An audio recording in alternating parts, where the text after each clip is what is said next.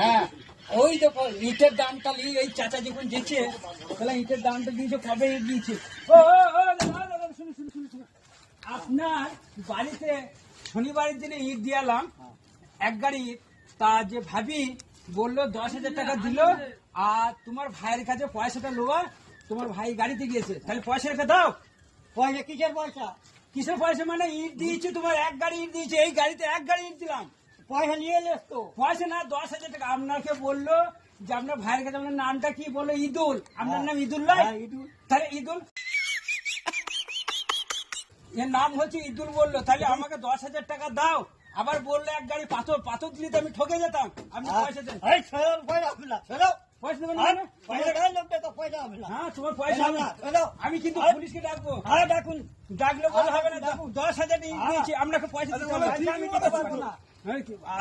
পারবি না আপনাকে দিতে পারবো না। আপনি পয়সা দেন। আপনি যাবে হ্যাঁ আমি আমি হাত দেবো মানে তুমি 10,000 ইংলিশে তোমার বউ বললো ভাবি বলে পয়সা দেবে না পয়সা দিতে হবে না হবে না এই গায়ে হাত দেবে না কিন্তু একটু বুঝি বলো তো।